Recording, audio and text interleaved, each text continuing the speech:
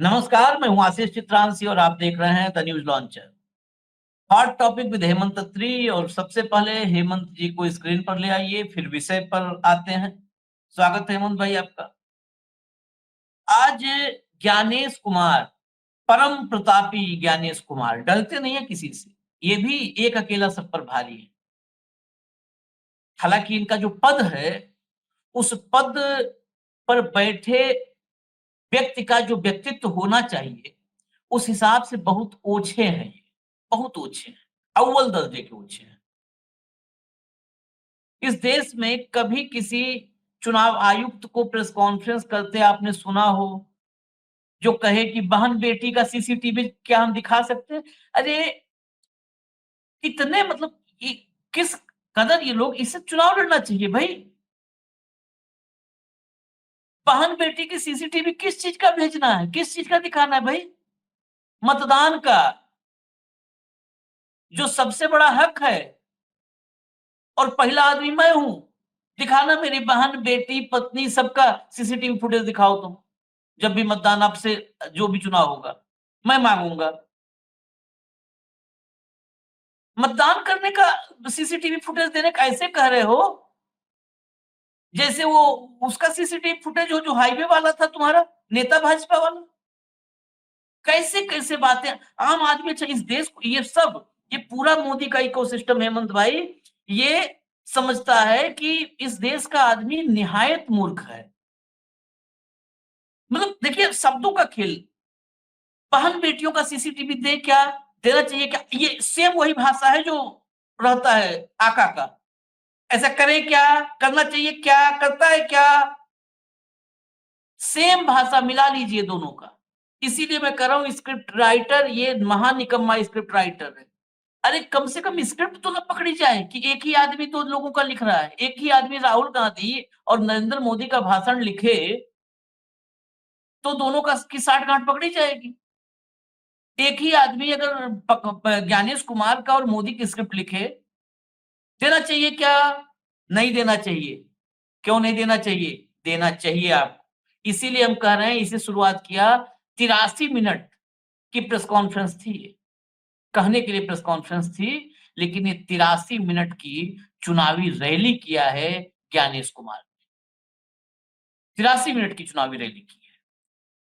और इस 83 मिनट की चुनावी रैली से यह साबित हो गया है कि एक प्रवक्ता, और भाजपा को एक प्रवक्ता नहीं, सबसे थेथर प्रवक्ता मिल गया है। ऐसे ही चाहिए था, एलिजिबिलिटी यही होती है। सीधे चर्चा पे आते हैं। पहली क्लिप जरा दिखा दीजिए, बस एक क्लिप दिखाइए, फिर हेमंत जी के पास चलेंगे। उसमें छोटी छोटी क्लिप्स हैं कुछ।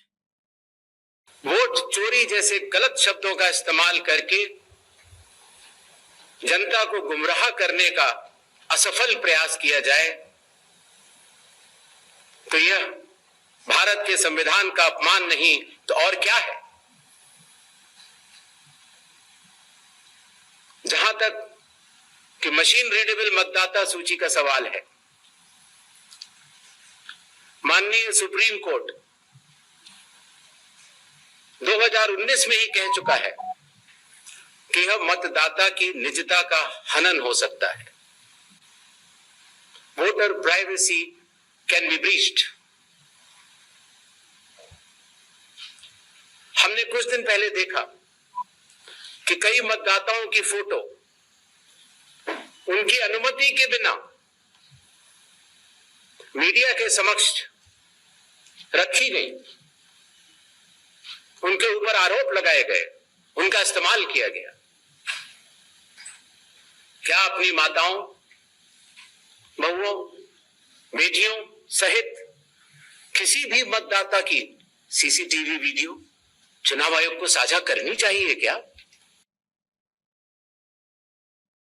यहां पर वक्त कम था, नहीं तो हम 2 विंडो बनाते मोदी जी का। करना चाहिए क्या? और ये सेम है हू बहू। स्क्रिप्ट राइटर एक था, और ये मैं दावे से कहता हूं, अगर नहीं था तो एफिडेविट दे, ज्ञानेश कुमार नहीं था। एफिडेविट भी मांगेंगे। ज्ञानेश कुमार को एफिडेविट देना चाहिए कि नहीं, मोदी वाले स्क्रिप्ट राइटर से हम भाषण नहीं लिखवाए। एक, जितने लोग हों, आंख बंद करिए, सोचिए मोदी का भाषण। करना चाहिए क्या, छोड़ना चाहिए क्या, पकड़ना चाहिए क्या, सेम वही भाषा था। दिखाना चाहिए क्या? अरे भैया, वो गर्व के पल हैं हमारी माँ, बहन, बेटी के लिए जब वो बटन दबाई लोकतंत्र बचाने की, उसे दिखाने में क्या हो रहा है? इस पे हालाँकि हमने चर्चा कर ली। सीधा मैं हेमंत भाई के पास चल रहा हूँ। ये 83 मिनट लोकतंत्र के लिए मुझे निजी तौर पर लगते हैं, मैं इस 83 मिनट का विश्लेषण आपसे जानना चाहूँगा। ये लोकतंत्र का कि नाक पर तकिया लगा करके फ़िल्मों में जैसे रखते हैं ना, 83 मिनट तक ये ज्ञानेश कुमार ने लोकतंत्र की सांसें रोकी थी।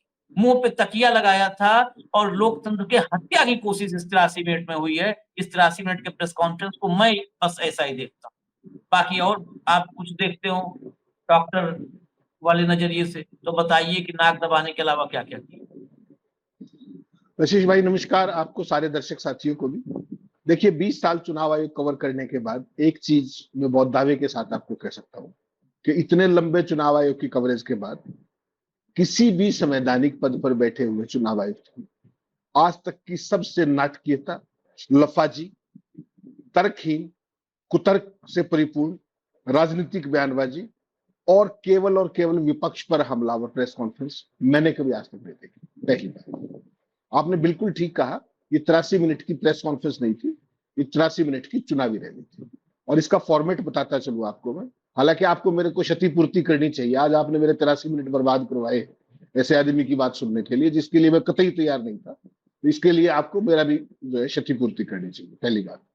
दूसरा, 12 मिनट तक आशीष भाई इनके ओपनिंग रिमार्क्स थे, जिसको आप राष्ट्र के नाम संदेश कहेंगे, जो टिपिकल एक होता है ना, एक एनजीओ बताई है। परसों ही हमें पता लगा एनजीओ, पहले तो हम उसे सामाजिक सांस्कृतिक संगठन समझते थे, आपको भी गलतफहमी थी, मुझे भी थी। तो लाल किले की प्राचीर पे हमें पता लगा कि एनजीओ है वो। तो उसके स्वयं सेवक जिस तरीके से काम करते हैं, आज वैसी ही प्रेस कॉन्फ्रेंस देखने को मिली। एग्जैक्टली वही भाषाएं, वही भाव भंगिमाएं, वही शब्दावली, राष्ट्रवाद, राष्ट्र प्रेम और वो सारी चीजें। ये जो प्रेस कॉन्फ्रेंस थी, 12 मिनट ओपनिंग रिमार्क्स और सो कॉल्ड 71 मिनट में करीब करीब 44 सवाल पूछे गए, 44 सवाल। और यकीन मानिए एक भी सवाल का जवाब नहीं मिला। भाषण मिला, लफाजी मिली, कुतर्क मिले, सब तरह की चीजें मिली। जो आपने दिखाया अभी बेटी बहु बेटियों की सीसीटीवी फुटेज, इसी पे बात कर लेते हैं। बाकी राहुल पे क्या कहा, उस पे कहा, वो आगे आ जाएंगे, क्योंकि ये देश का लार्जर मुद्दा है सीसीटीवी वाला। बेसिकली क्या कहा उन्होंने आपके सामने भी कि बहु बेटियों का फुटेज साझा करना चाहिए। क्या करना चाहिए? मेरा उनसे सवाल है, क्यों नहीं करना चाहिए? चुनाव आयोग पोलिंग बूथ पर वीडियो रिकॉर्डिंग क्यों करवाता है? इसलिए ना कि धांधली रोकी जा सके, और अगर धांधली हुई तो धांधली करने वालों को पकड़ा जा सके। लेकिन ये जो शब्द थे, ये तो कुछ और है। ये तो तथ्यों से भागना है, ये तो इमोशनल ब्लैकमेलिंग है, ये एक खास तरह का कुतर्क है, जिसमें दिखाया जा रहा है कि धांधली को छुपाने के लिए अब केवल कुतर्कों का ही सहारा है, इसके अलावा आपके पास कुछ नहीं। मेरा आपसे साधारण सवाल है, अगर मतदाताओं की सीसीटीवी फुटेज आशीष भाई शेयर करना महिलाओं की निजता पर अगर हमला है, मान लीजिए आप, ठीक है, उसके बाद जो देश के सैकड़ों रेलवे स्टेशन है, एयरपोर्ट्स है, उस पर जो स्कैन लगे हुए इंसानों की स्कैनिंग के लिए, जिस पर हाई वो जो रेजोल्यूशन के वो सारे हैं, उनसे जब आप सिस्टम पहचानते हो एआई सिस्टम लगा करके, तो क्या वो निजता के अधिकार का उल्लंघन नहीं? जब आप बिना जानकारी के आप जा रहे हो, वो लगातार से एयरपोर्ट के ऊपर भी, वहां भी, क्या वो निजता का उल्लंघन नहीं है?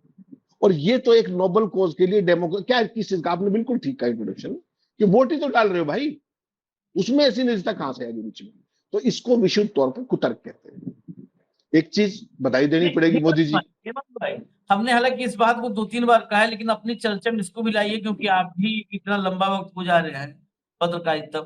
पोलिंग के दिन दुनिया भर के अखबार से लेकर टीवी का कैमरा लाइन दिखाता है, तब निजता खनन ने उसे बैन करना चाहिए था। इनका कैमरा क्या कुछ अलग कर देता है क्या आदमी के साथ? यही चीज है, इसलिए देखिए एक चीज आपको माननी पड़ेगी, मोदी जी को सबसे पहले तो बधाई देनी चाहिए कि राजीव कुमार की परफेक्ट रिप्लेसमेंट मिली। जब राजीव कुमार ये छोड़ करके गए, मोदी जी की देखिए जो पहचान है ना प्रतिभाओं की, वो कमाल। मोदी जी से बढ़िया पारखी आदमी आपको नहीं मिलेगा। जब ज्ञानेश कुमार से पहले राजीव कुमार छोड़ के जा रहे थे, तो चुनाव आयोग की जो विश्वसनीयता थी देश के अंदर, उसको आप इस रूप में मानिए कि वो गड्ढे में थी। और आज की प्रेस कॉन्फ्रेंस के बाद मैं कह सकता हूं कि ज्ञानेश कुमार ने उसको खाई में डाल दिया, अंधी खाई में। और वो कितनी गहराई में गई है इसका अंदाजा मुझे और आपको, क्योंकि मैं आप हाइड्रोलॉजिस्ट नहीं, हमें नहीं पता कितनी गहराई में चली। एक चीज तो ये समझ लीजिए, 19 फरवरी को सीईसी बने थे ये, आज 178वां दिन इनके कार्यकाल का।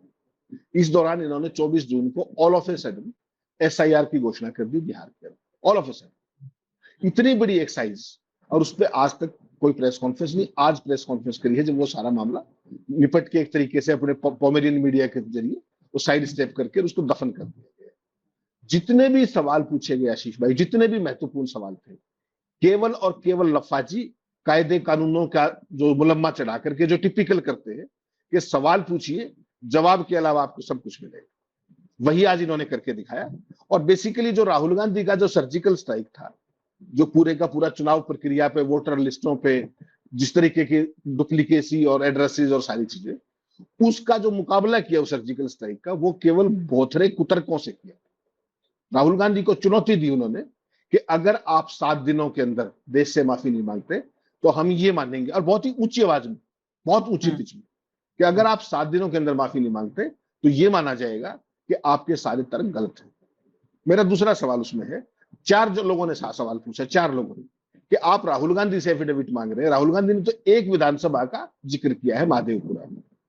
जो अपने अनुराग ठाकुर है, उन्होंने तो 6 पार्लियामेंट कंस्टिट्यूएंसीज का, 35 असेंबली का चैलेंज किया है। उनको तो आपने एक बार भी नहीं कहा इस सवाल का जवाब उन्होंने आखिर तक दिया, और देंगे भी नहीं, कैसे देंगे। तो राहुल गांधी के पीछे पूरा हाईएस्ट पिच के ऊपर उन्होंने खेलने की कोशिश की। और जितने भी सवाल थे, महत्वपूर्ण सवाल क्या थे आशीष भाई, कि कितने नए वोटर आए अब तक, तो पता है क्या कहा उन्होंने?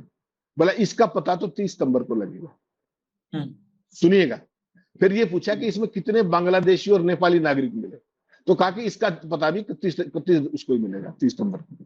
सोचिए आप, तो फिर क्या पता लगा आपको कि 22 लाख मर गए? कुछ नहीं पता है भाई। तो सारे का सारा जो बेसिकली गेम था, ये जो प्रेस कॉन्फ्रेंस थी ना, ये बेसिकली ये जो राहुल गांधी ने कुछ किया था उस सारे के ऊपर उसको एक काउंटर करने का एक खेल था। और राहुल गांधी पर केंद्रित क्यों थी, उन्हें क्यों चुनौती दे रही है संवैधानिक संस्था, उसके चुनौती देने के लिए बीजेपी है, बीजेपी की आईटी सेल है, इतनी बड़ी भक्त सेना है, ट्रोल सेना है। इलेक्शन कमीशन के प्रतिद्वंद्वी कब से हो गए राहुल गांधी? और क्या कहा इन्होंने? ना तो हम पक्ष है ना विपक्ष। शुरुआत यहां से की इन्होंने, ना हम पक्ष है ना विपक्ष की। और उसके बावजूद भी किसी सवाल का उन्होंने कोई जवाब नहीं दिया। उन्होंने कहा कि बेसिकली जो वो कहना चाह रहे थे, वो he was trying to against the word same, he was trying to defend the इनडिफेंसिबल।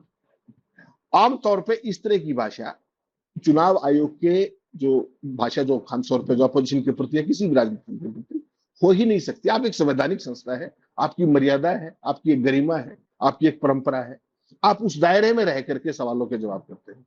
और मैं चाहूंगा आपसे कि एक बार जो अपने साथी हैं फ्रीलांस जर्नलिस्ट प्रणय गुहा, दादा प्रणय गुहा, उनका मैंने एक छोटा सा क्लिप भेजा 3 सवालों का, उन सवालों को छुआ भी नहीं। दादा को दिखाइए, कम से कम ये लोग गए थे प्रेस कॉन्फ्रेंस पे, यही बड़ी बात है। गुहा ठाकुरता है, मैं फ्रीलांस जर्नलिस्ट हूँ।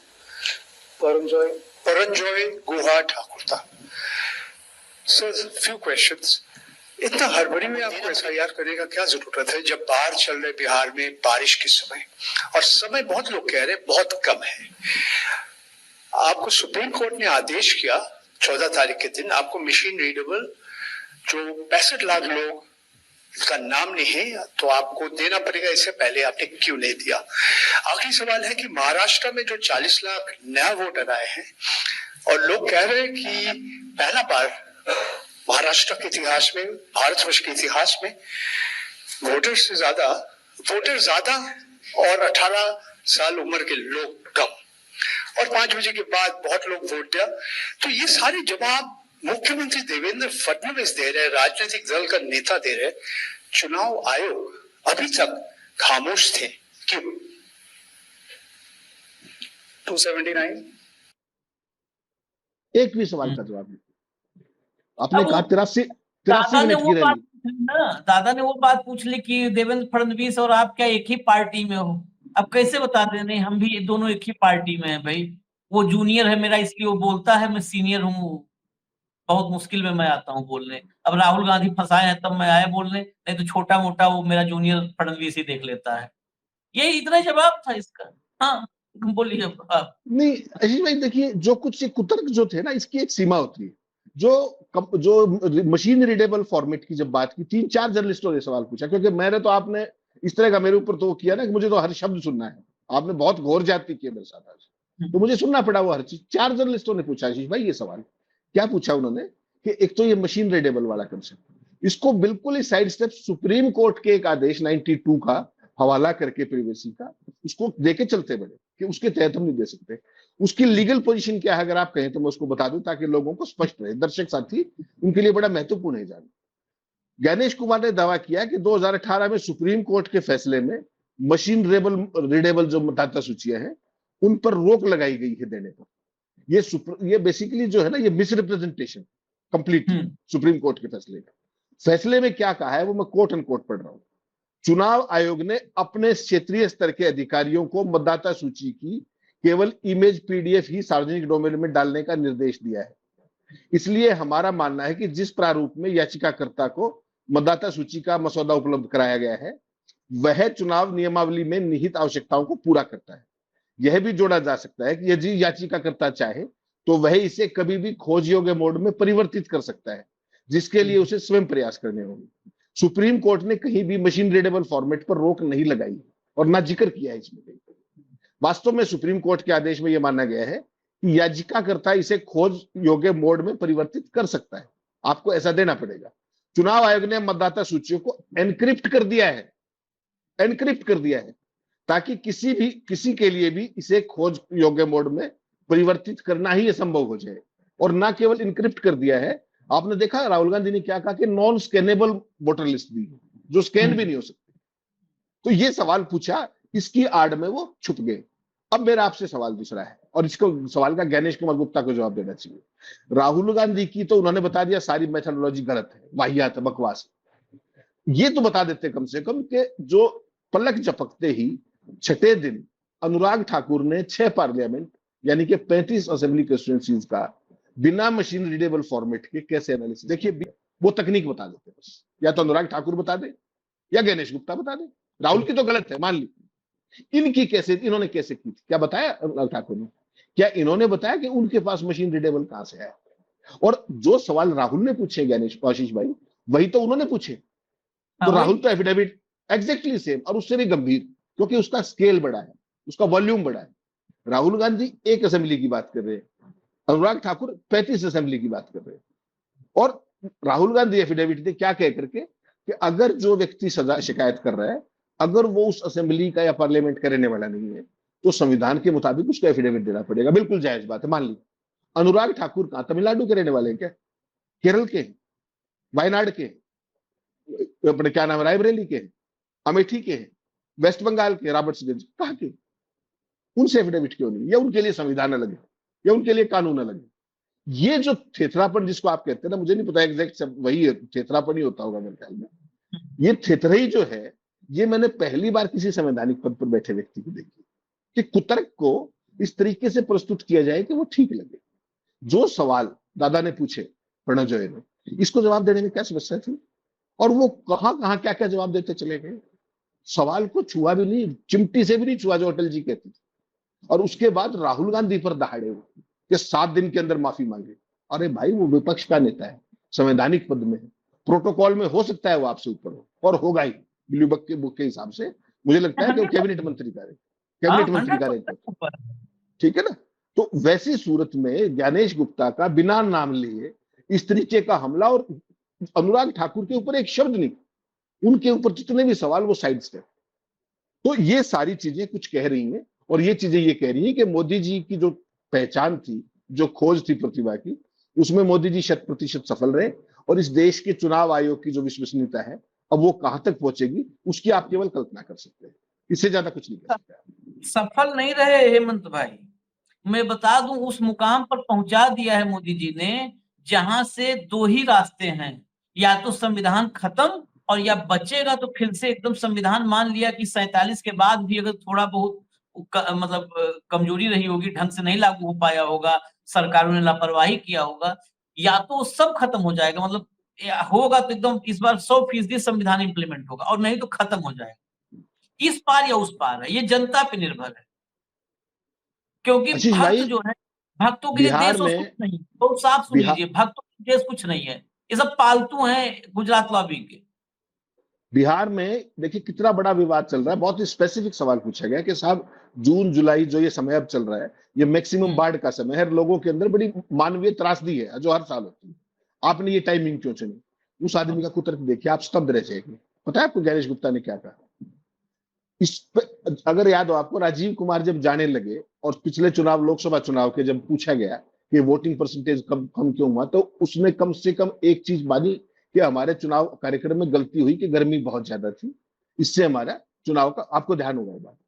यहां ज्ञानेश गुप्ता ने क्या कहा, कैन यू इमेजिन, कल्पना कीजिएगा, कहा कि जो 2003 में एसआईआर हुई थी वो भी इसी समय हुई थी। ये तर्क है इनका। वो कितने यानी कि दिन चली पिछली नहीं, वो कितने पिछ, दिन चली थी, इस आदमी को ये तो बताना चाहिए था वहीं पे। नहीं, पिछली गलती नहीं, वो एक महीना बताया कि जुलाई से अगस्त तक, वो पूरा थोड़ी बताएंगे, वो तो अपने हिसाब से खेल करना होता है। कहा कि वो भी जुलाई अगस्त में हुई थी। अगर आपने गलती की है तो मैं भी नहीं गलती हेमंत करूं भाई, क्या? नहीं गलती नहीं, मैं ये बात दूसरी बात कर रहा हूँ। 2003 की अगर बात है तो 2003 की एसआईआर 1 महीने की थी क्या, मैं ये पूछ रहा हूँ।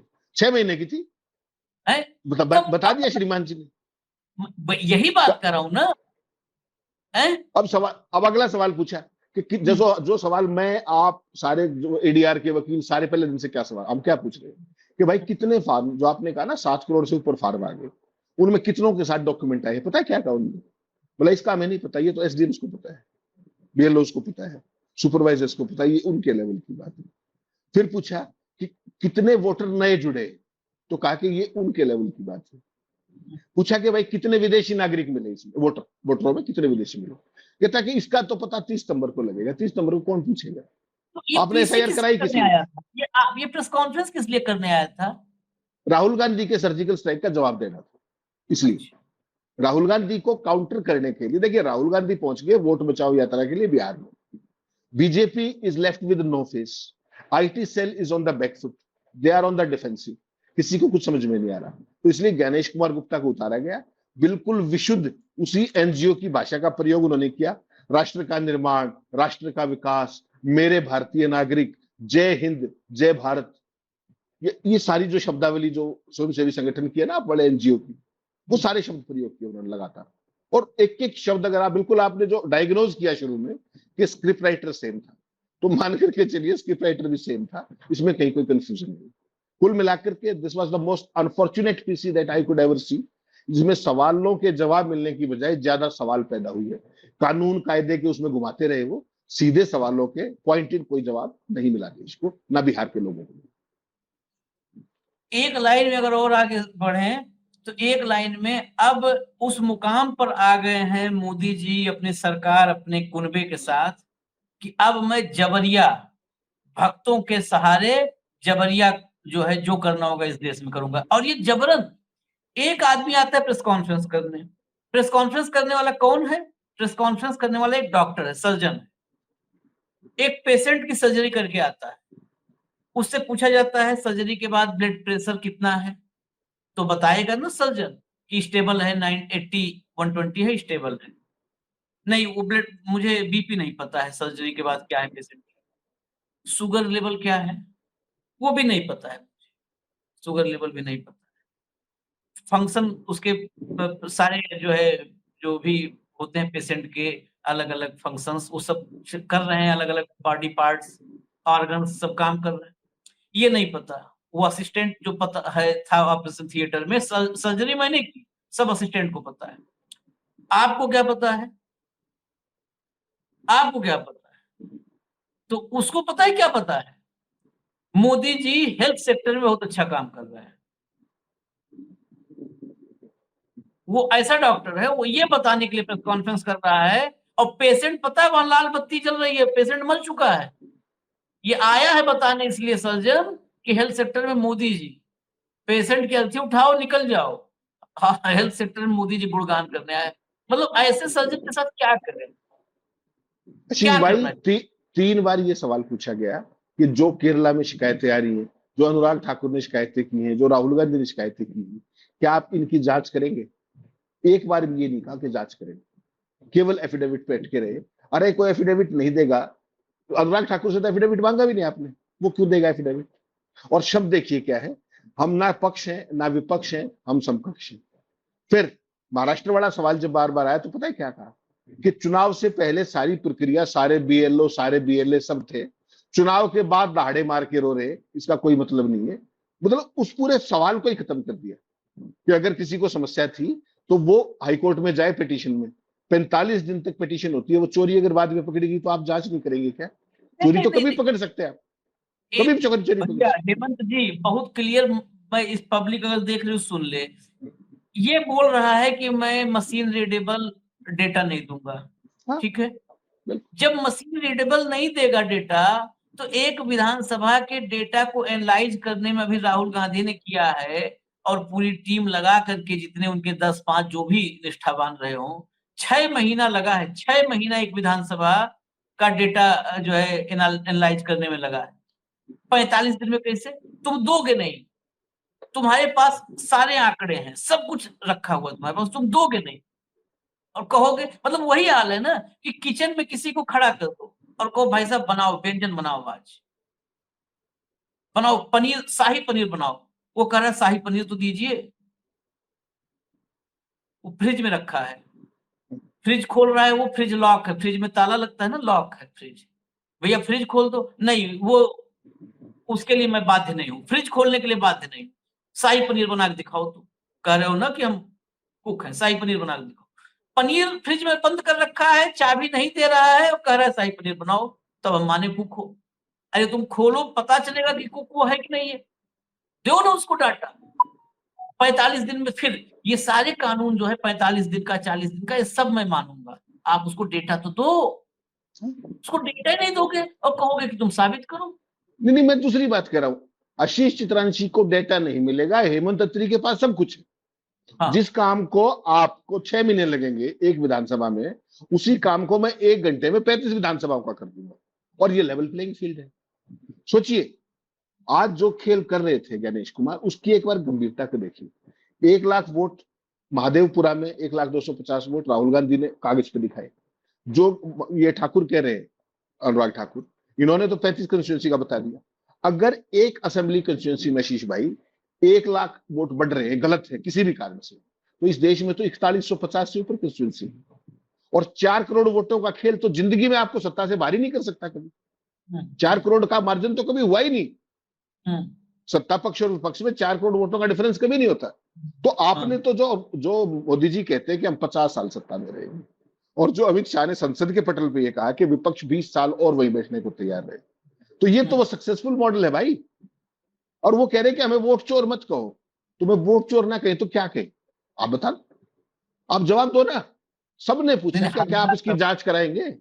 क्या कुतरक था पता है कि आप क्या महादेवपुरा की जांच कराएंगे? उन्होंने कहा कि जब तक वो एफिडेविट नहीं देंगे, मैं 1,250,000 लोगों को नोटिस दे दूं। क्या नोटिस ही ओनली तरीका है क्या?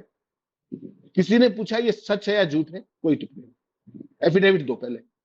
वो एफिडेविट केवल राहुल पे लागू है, अनुराग ठाकुर पे नहीं। अब आप सोच लीजिए। और वो क्या कह रहे हैं, हमारे लिए ना पक्ष ना विपक्ष, समकक्ष, सब समकक्ष। तो आज देश ने एक नया लो देखा इस देश के मुख्य चुनाव आयुक्त के तौर पर, और वास्तव में डेमोक्रेसी के लिए it's very sad, very sad. फिर राहुल गांधी एफिडेविट जो है, ये तो हमने कहा था ना कि ये एफिडेविट का मतलब है लटकाना, लेकिन मैं सोच रहा हूँ कार्यक्रम खत्म करते करते जरा पूछिए, पता करिए हेमंत भाई कि हमारा एफिडेविट लेंगे कि नहीं। वो 80, मैं 1,02,50,000 तो नहीं दे पाऊंगा, लेकिन एक घर में 80 थे, उसका एफिडेविट तो मैं दे दूंगा, दे दूंगा मैं। ऐसे आदमियों को पता है क्या, आप ये लोग, इस देश के लोग नहीं समझ पा रहे हैं, मजा आ रहा है भक्तों तो, मजा आ रहा है भक्तों तो। दो दशा, अगर जीवन हम लोगों का सबका रहा, कोई पता नहीं होता है, तो ये भक्तों की दुर्दशा देखिएगा हेमंत जी आप, इस देश पक्का मैं बता रहा हूँ, देखिएगा इस देश में दुर्दशा क्या होगी। और ये दुर्दशा नहीं कि कोई इनको मारेगा, मुकदमा करेगा, वैसा नहीं, ये खुद अपने कपड़े फाड़ के घूमेंगे, क्योंकि जब इनके बच्चे दौड़ाएंगे, इनको घर से बाहर निकालेंगे कि देश का नाश कर दिया, हम लोग भूखे मरे, भूखमरी कगार पे जब पहुंच जाएंगे, तब ये सब जो है भागेंगे कपड़े छोड़ के।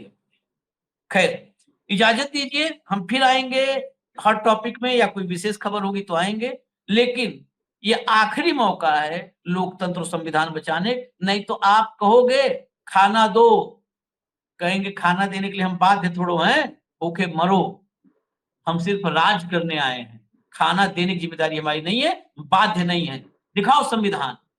मैं लिटरली बता रहा हूं, इस देश में भूखमरी आएगी और सरकार कहेगी कि हम खाना देने के लिए बाध्य नहीं है। आप सुप्रीम कोर्ट जाओगे तो सुप्रीम कोर्ट कहेगी कि संवैधानिक रूप से वो सही है। और सुप्रीम कोर्ट अगर अब भी सुप्रीम कोर्ट नहीं चेती तो उनको भी ताला भिजवाऊंगा चाबी के साथ। एकदम इस देश में ऐसे नहीं चल पाएगा कि जो मनमानी हो देश को तबाह कर दें। अम्बेडकर और नेहरू का, वही नेहरू जिनको गाली देते हैं, उनका देश है, बापू का देश है, सुभाष चंद्र बोस का देश है, भगत सिंह का देश है। इजाजत दीजिए हमें। धन्यवाद हेमंत भाई, नमस्कार।